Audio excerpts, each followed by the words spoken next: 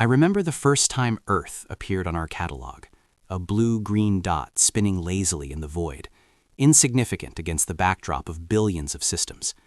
Our eyes, the sensors of the Council, scanned its surface and recorded nothing remarkable. Carbon-based, volatile, primitive. A species still bound to its gravity well, still relying on chemical propulsion, still entangled in centuries of self-inflicted conflict. It seemed trivial. In the council chambers, the holographic projection flickered, showing oceans and continents, mountains and deserts.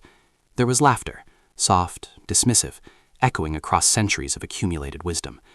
Another infant world, one voice said, almost bored. No fleets, no hyperdrive, just noise. We noted the chaos of their broadcasts, the fragmented governance, the crude weapons, the unstable politics.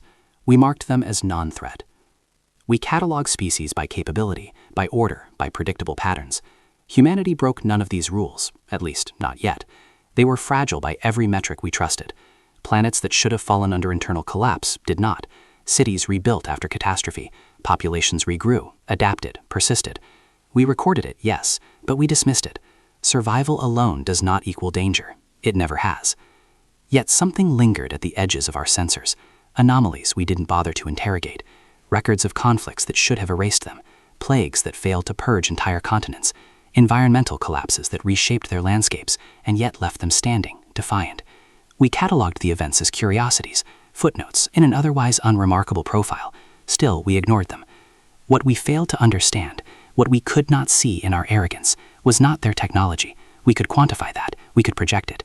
What we failed to see was their psychology. Humans do not wait for certainty. They do not require permission to act. They do not calculate risk the way the rest of us do. Their chaos is not weakness.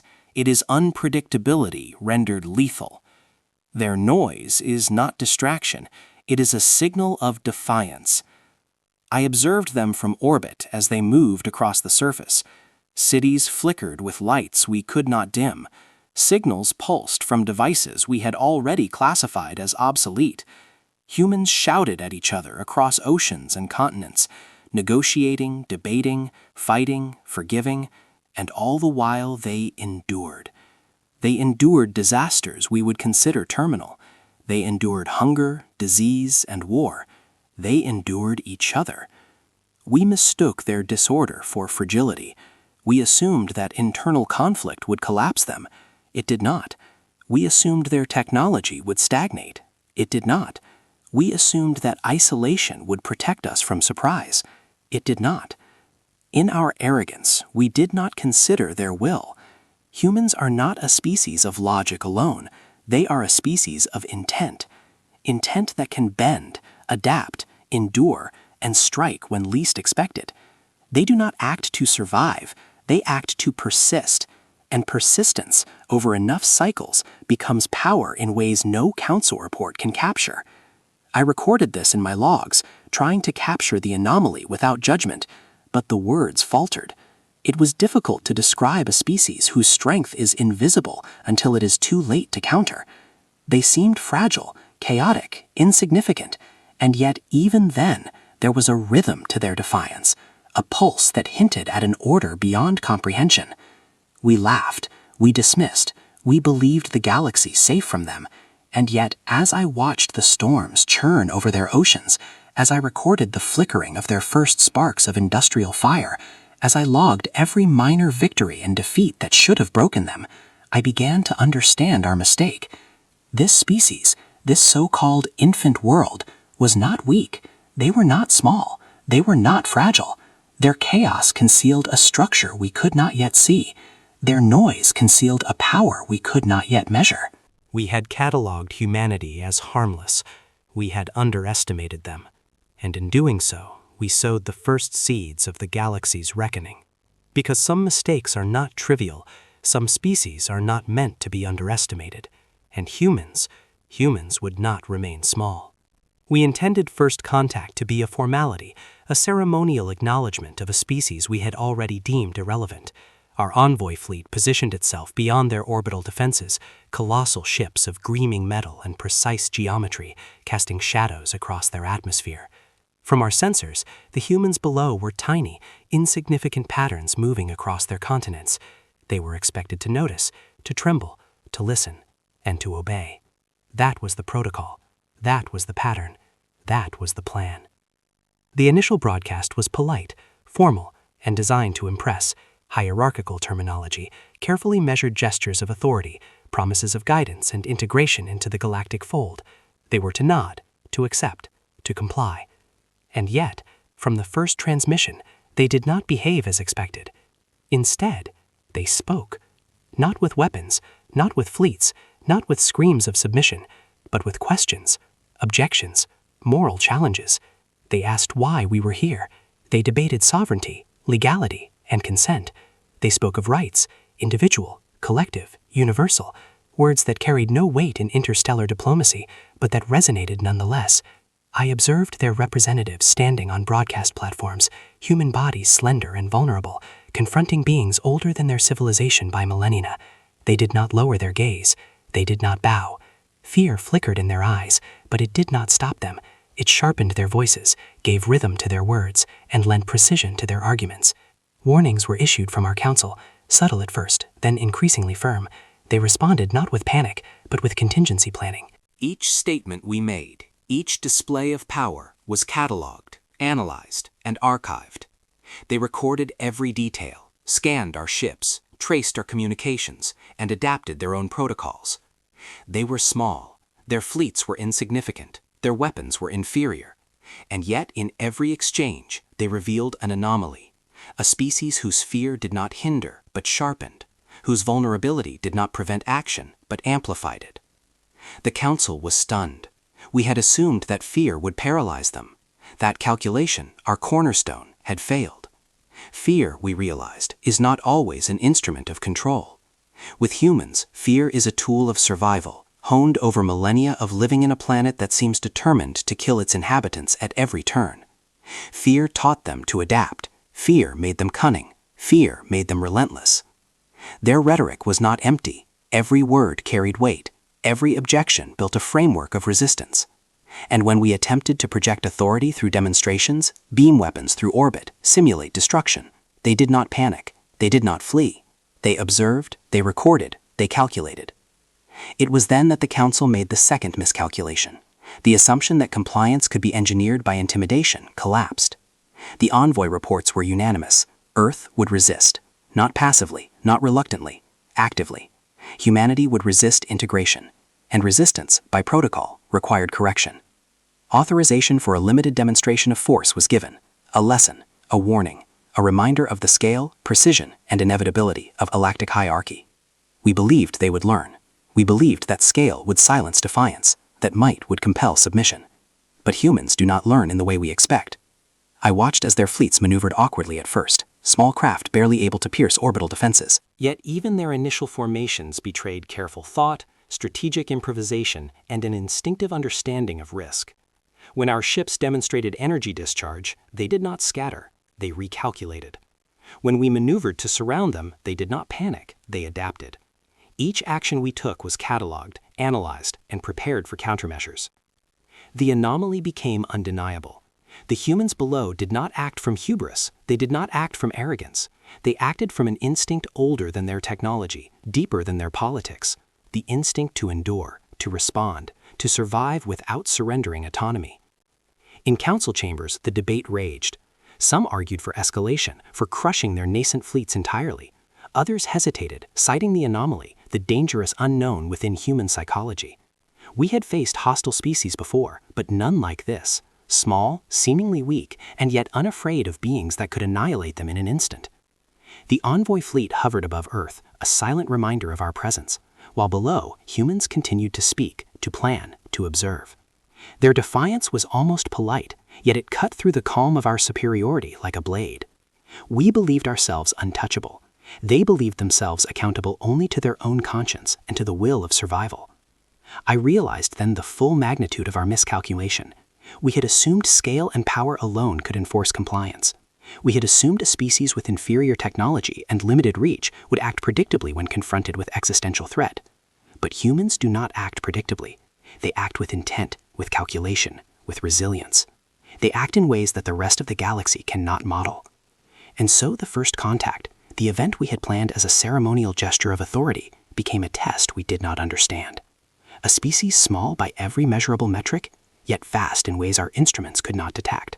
Their voices, their questions, their unflinching gaze, it was unsettling. The council concluded humanity would resist.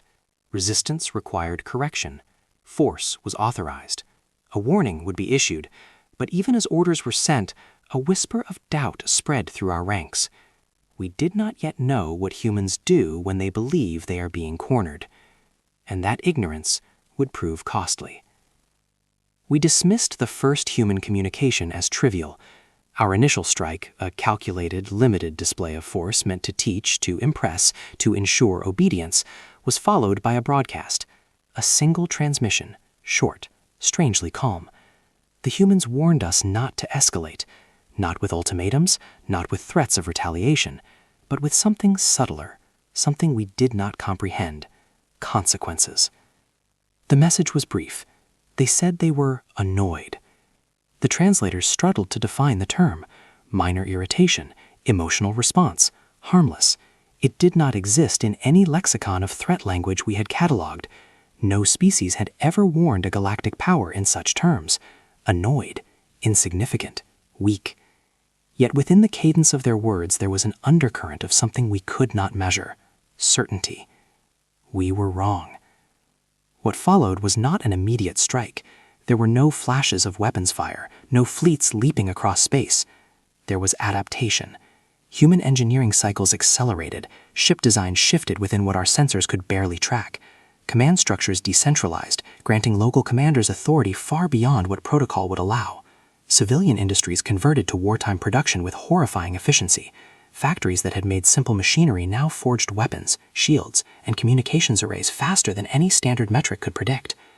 They did not rush blindly into battle. They observed, they analyzed, they calculated. Every maneuver we executed, every communication we sent, every energy signature we displayed was recorded and studied. Humans refined their systems not out of panic, but out of intention. When we struck again, expecting surrender, expecting submission, we were met with something altogether unfamiliar. Not open engagement, not massed fleets, not direct confrontation. Humans responded asymmetrically. Entire supply lines disappeared overnight. Communication relays went dark without a trace. Task forces, our task forces, the ones we had assumed would dominate, vanished from the battlefield, silent, immobilized, rendered ineffective without firing a single weapon. We expected battle. We expected chaos. They offered neither. They offered disruption, patience, exhaustion.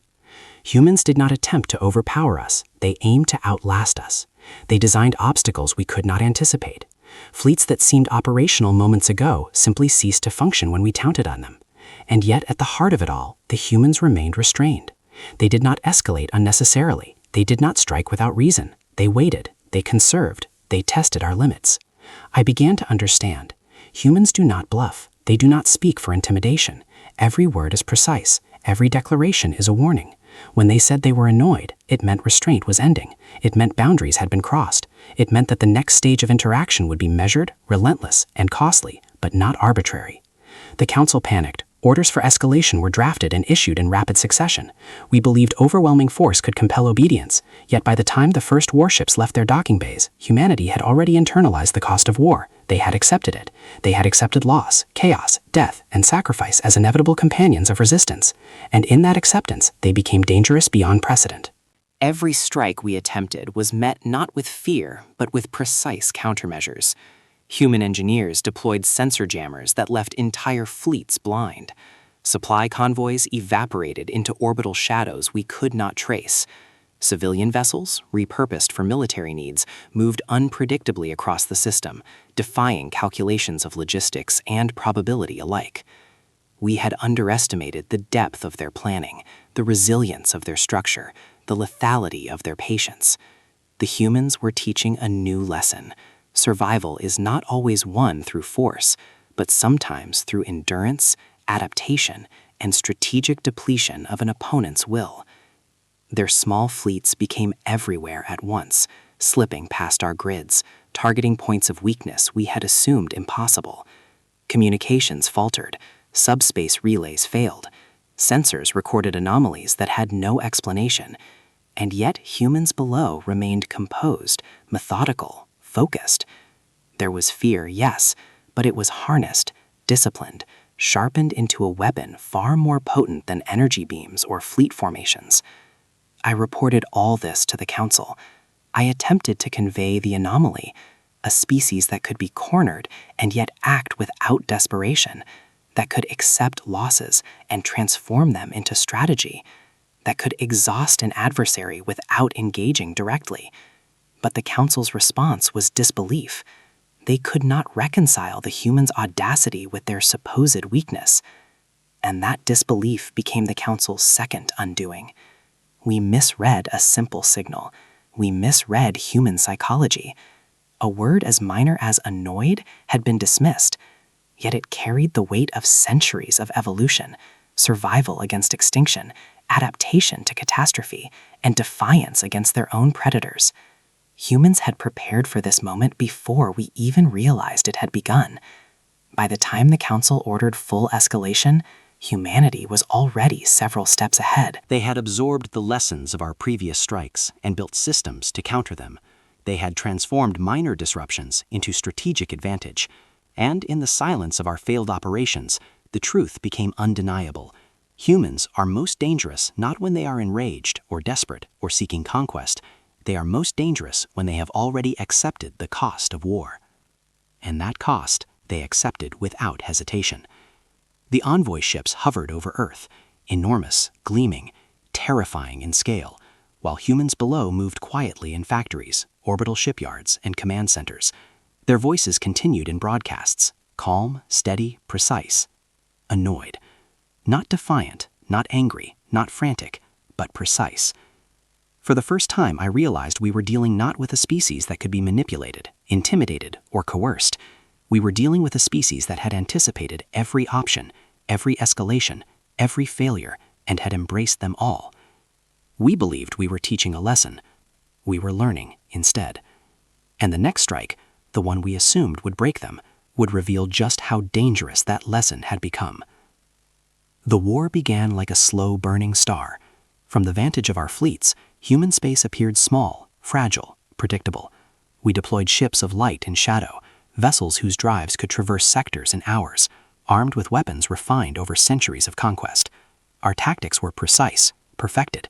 By every metric in the Codex of War, humanity should have collapsed in months, mere cycles. They did not. Entire worlds fell, continents bombarded into molten scars, cities reduced to skeletal frameworks, orbital stations shattered into debris clouds. Yet from the ashes, human activity continued. Shipyards, obliterated in one strike, were rebuilt in orbit the next cycle. Commanders, slain by our bombardments, were replaced in hours, often by younger officers who knew nothing of our strategies and therefore could not be predicted. Civilian populations refused evacuation.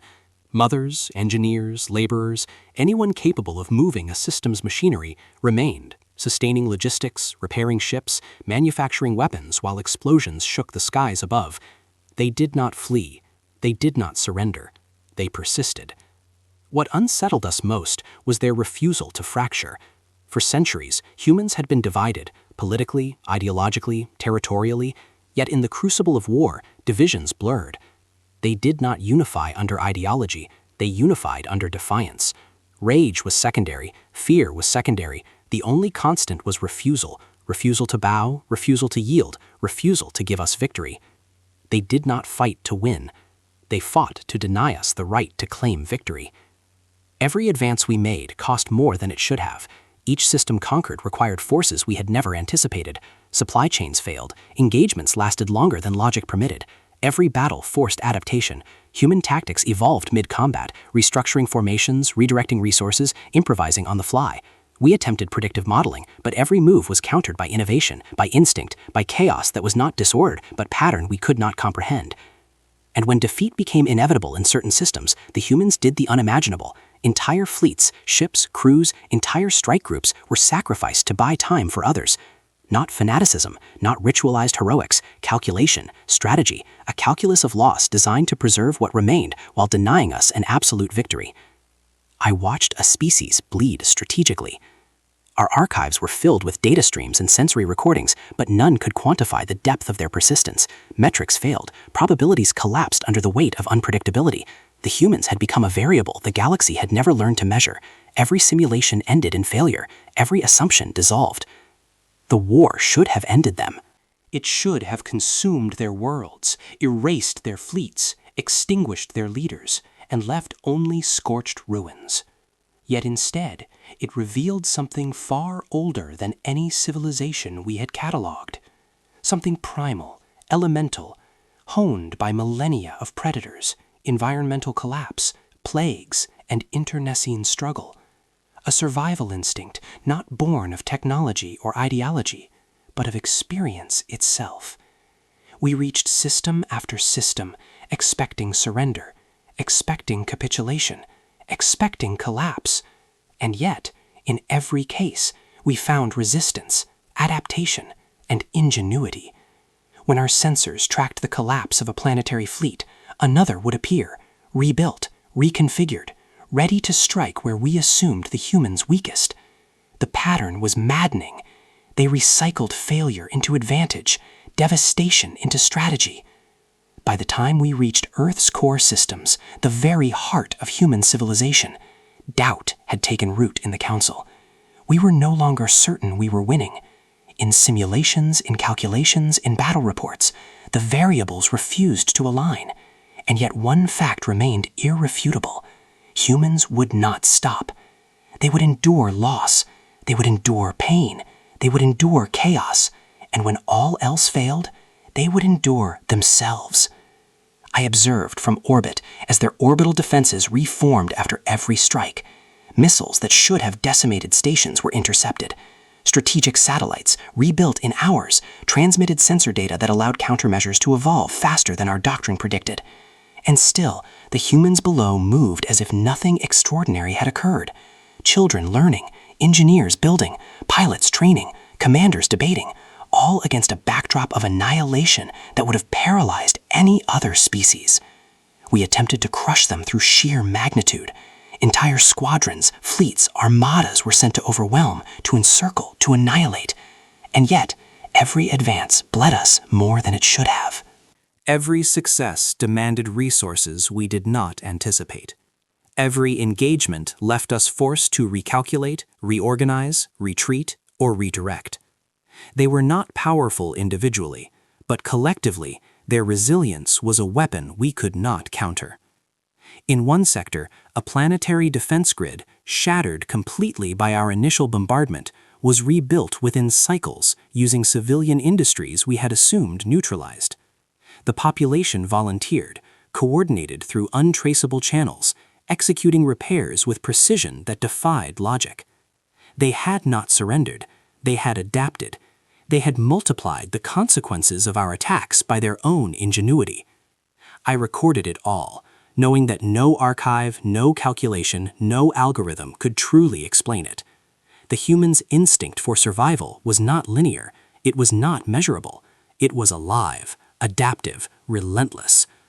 By the time we crossed the last jump gate towards Sol, we knew the truth. The war should have ended them. It did not. Instead, it revealed a species whose resilience was a force of nature, older, sharper, and more terrifying than any weapon we could wield. We were not just fighting humans, we were confronting a storm the galaxy had misread.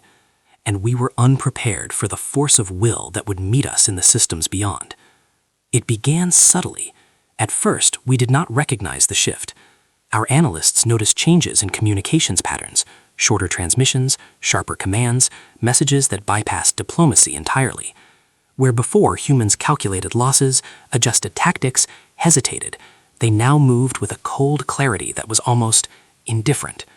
Their casualty thresholds, once a measure we could exploit, vanished.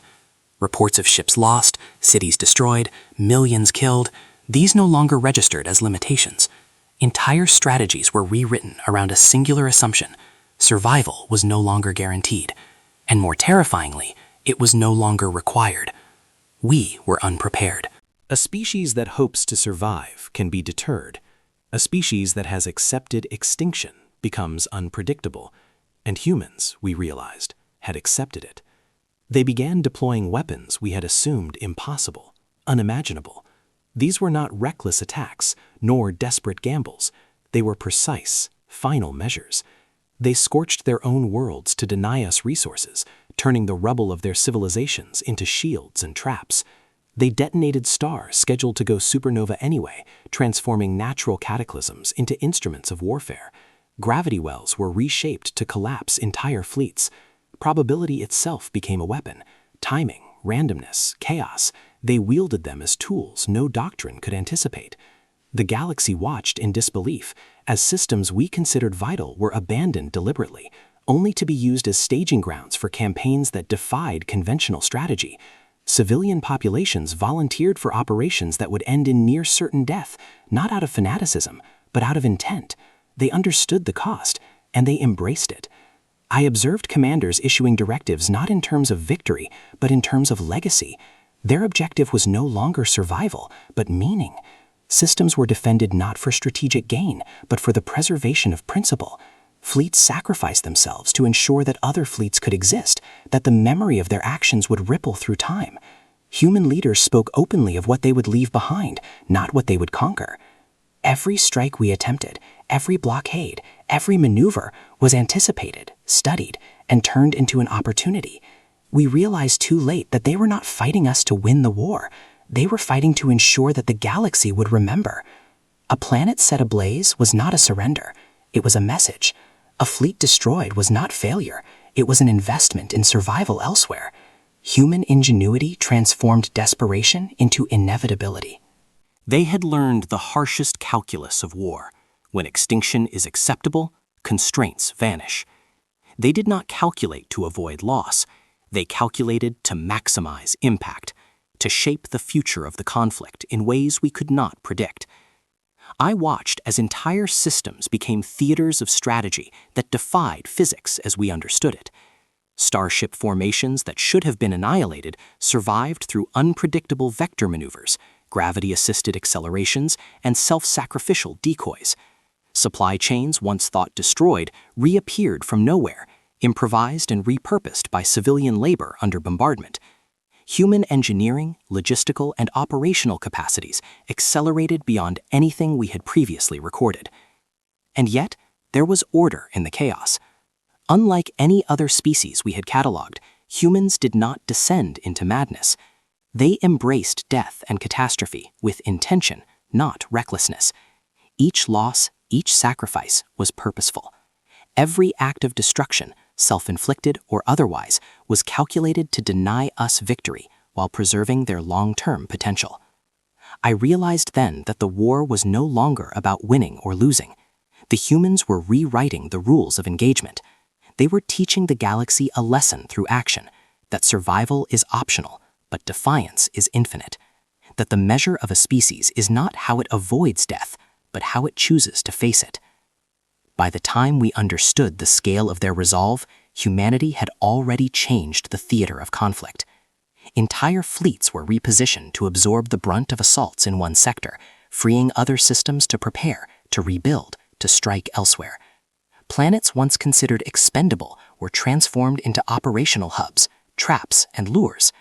Every decision, every sacrifice was intended not to preserve life alone, but to shape the galaxy's memory of their will. And I, observer, chronicler, analyst, began to comprehend the truth.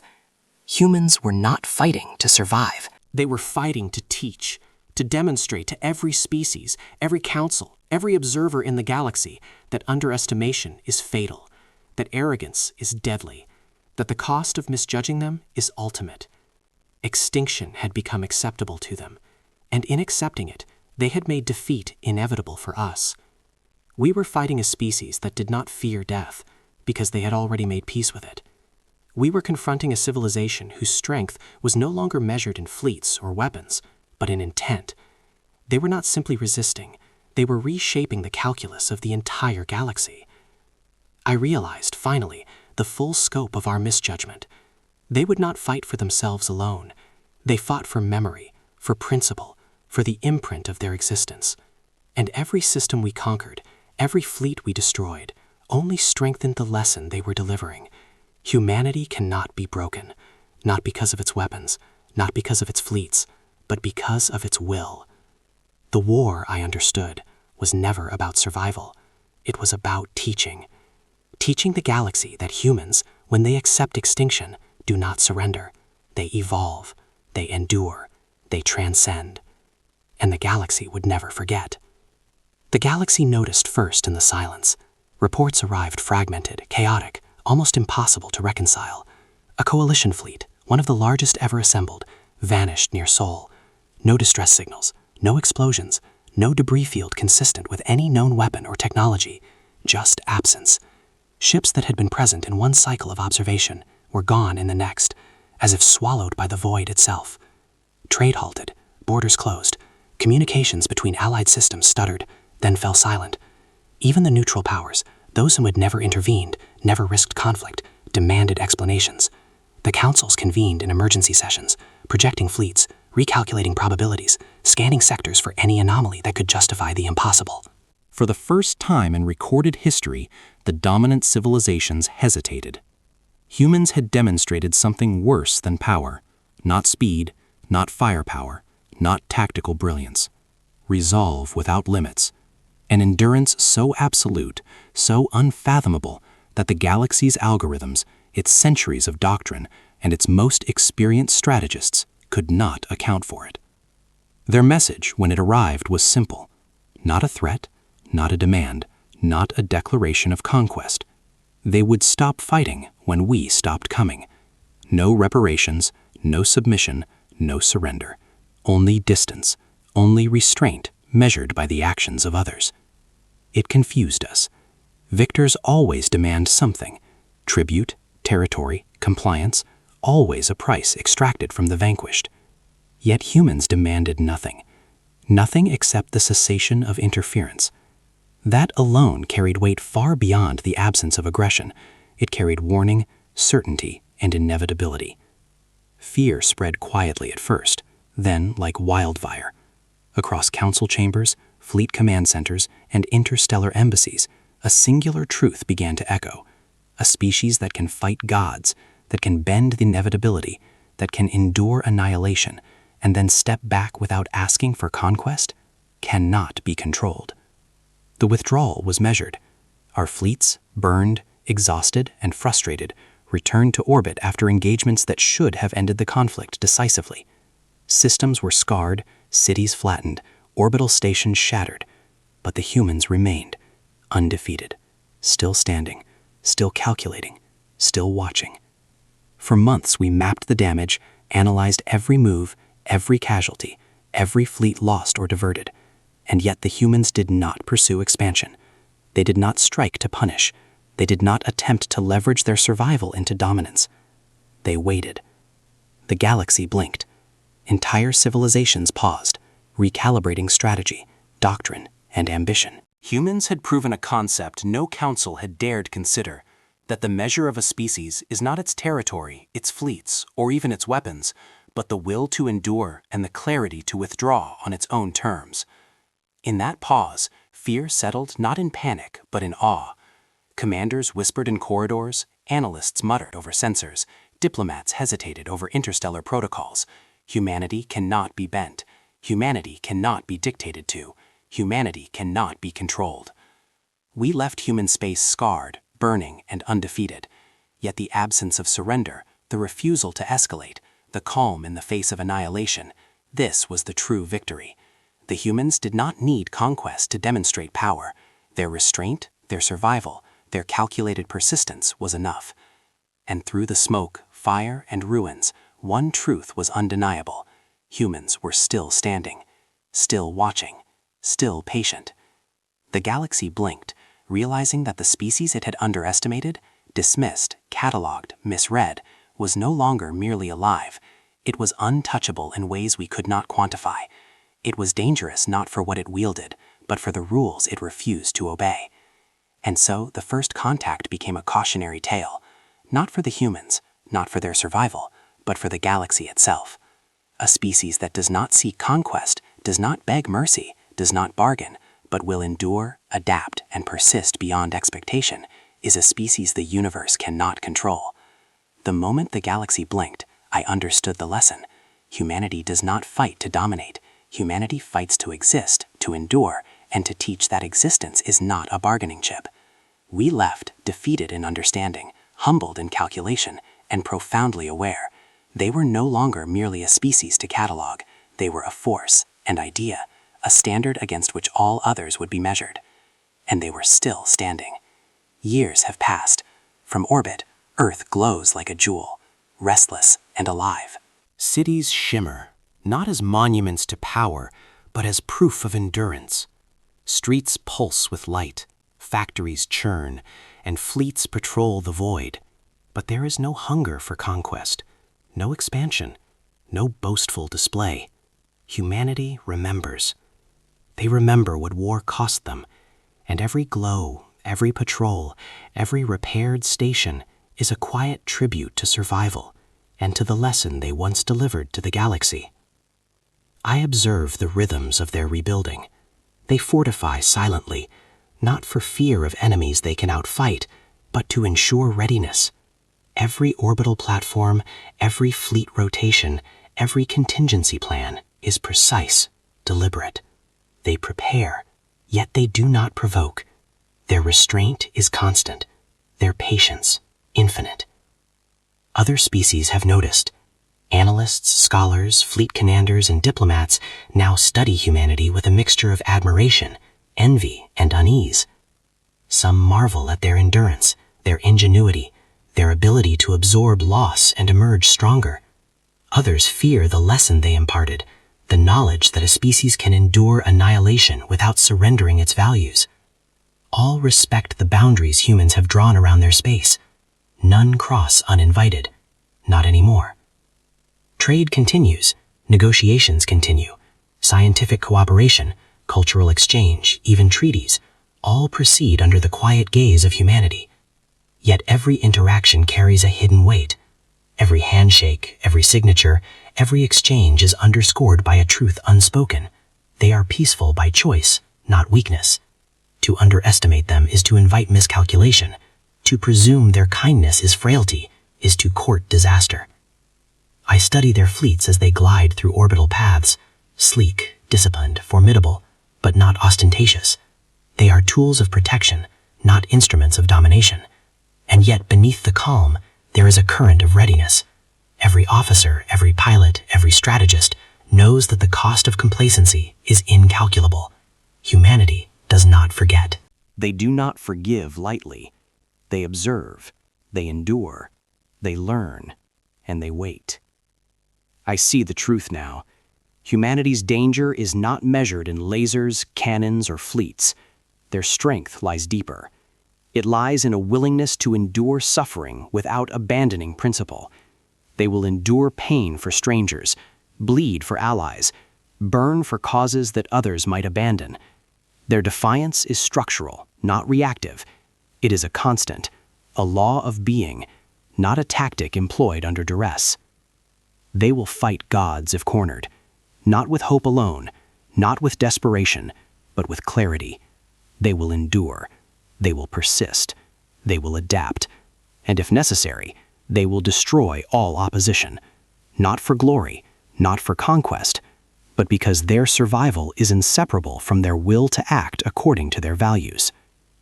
I have watched species that seem mighty, civilizations that wield unimaginable power, fleets that could crush entire worlds. And yet, none are like humanity. They do not bluff. They do not parley from weakness. They act with intent, with patience, and with moral clarity that defies our calculations. The galaxy learned too late that humanity was never small. They were patient. They measured their endurance against time, loss, and expectation. They cultivated patience as one might cultivate a weapon, silent, sharp, and inexorable. And now, from this vantage, I see it in full. The blue-green world below me spins, fragile and yet unyielding. Its oceans glint under the light of rebuilt cities. Its fleets trace orbital paths that are both graceful and purposeful. Its people live, negotiate, fight, and endure, and they remember. The lesson is clear. Humanity does not need to conquer to be dangerous. Humanity does not need to rule to be respected. Humanity's power lies in persistence, in resilience, in the certainty that no threat, no catastrophe, no force, even gods, can bend them to will they do not consent to. I record this, knowing that the galaxy will carry the memory of their endurance for millennia. They will be studied, catalogued, feared, admired, but never underestimated again. The humans below do not raise banners. They do not proclaim triumph. Yet every city rebuilt, every fleet maintained, every life endured is a silent declaration. They are patient. They are prepared. They are unbroken. And in their quiet vigilance, I understand the ultimate truth. The galaxy may bend, break, or miscalculate, but humanity will endure. And the moment the galaxy learned that lesson, the era of misjudging humans ended forever. They remain, as they always have, a species apart, a species dangerous not because they seek power, but because they endure, dangerous not because they fight for themselves, but because they will fight for others, dangerous not because they are mighty, but because they refuse to surrender their values. And still, as I watch, they stand. History will not remember the war as humanity's rise to power. It will remember it differently, not as conquest, not as dominance, but as a lesson the galaxy could not ignore. It will remember the moment the universe learned restraint. From orbit, I watch their world, alive and unbroken.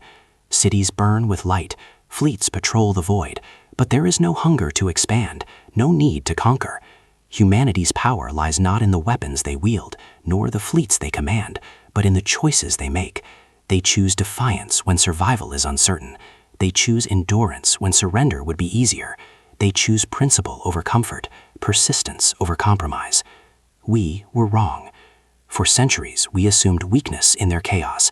We dismissed the flicker of lights on their world as insignificant, the patterns of survival as luck, and the roar of their industry as noise. But humanity's strength was never measured by technology, by fleets, or territory. Their strength was embedded in their DNA, etched into their instincts by a world that demanded resilience. We assumed that fear, loss, and extinction would bend them. Instead, it sharpened them. Each strike, each setback, each disaster was catalogued, analyzed, and transformed into action. They adapted faster than doctrine could predict, endured longer than logic permitted, and sacrificed willingly where necessity dictated. Their chaos was not weakness. It was the scaffold upon which they built strategy, endurance, and moral clarity. Humans did not conquer the galaxy. They did not strike to subjugate. They did not demand tribute, allegiance, or fear. Instead, they drew boundaries, silent, immovable, unyielding. They communicated one simple truth: survival is not always the highest value a species can hold. Some will choose defiance over safety every time. Some will endure, adapt, and fight, not for victory, but for principle. The galaxy learned too late what the humans had always known. They are dangerous not because they seek control, not because they desire dominion, but because they do not need it. They are patient, enduring, relentless. A species that evolved on a death world and chose to call it home cannot be reasoned with through threat alone, cannot be coerced by fear, cannot be measured by conventional metrics of power. I record this not as a warning, but as a confession. We underestimated a species born of fire, famine, and catastrophe. We underestimated creatures who had learned, long before the galaxy arrived, that to survive is not enough. To endure, to resist, to stand firm when all logic dictates collapse, that is the measure of humans. They refused to be small, and in refusing, they have reshaped the universe itself. Borders, alliances, treaties, all are now measured with an understanding we lacked. Every council, every fleet commander, every strategist now knows that there is a species that cannot be bent, that cannot be broken, that will persist regardless of circumstance. We cataloged species by technology, by fleets, by aggression. Humanity cannot be cataloged. They cannot be contained. They cannot be understood through the lens of survival alone. They endure for reasons beyond computation, beyond necessity, beyond fear. And the universe is quieter now because of it. Quiet because the galaxy has learned that some beings require respect without demand, vigilance without provocation, and acknowledgement without conquest. Quiet because the presence of humans is a boundary unto itself, a constant reminder that restraint is not weakness, and that defiance is not folly. I leave this record with the certainty that no species will underestimate humanity again, not because they have demonstrated sheer power, not because they have demanded obedience, but because they have demonstrated the unyielding truth. Some species, when cornered, will endure, adapt, and resist in ways that cannot be measured or predicted. We were wrong. Humanity refused to be small, and in doing so, they have made the galaxy safer, quieter, and infinitely more cautious. Their strength is not conquest, but endurance. Their victory is not measured in territory, but in the certainty that the universe itself must now acknowledge their existence, their will, and their right to endure unchallenged. And I, observer of the cosmos, cataloger of species, chronicler of events, can only bear witness to the truth. The galaxy has learned a lesson it cannot unlearn, because humans chose to be more than small. They chose to endure. They chose to teach. They chose to be remembered, not for domination, but for defiance.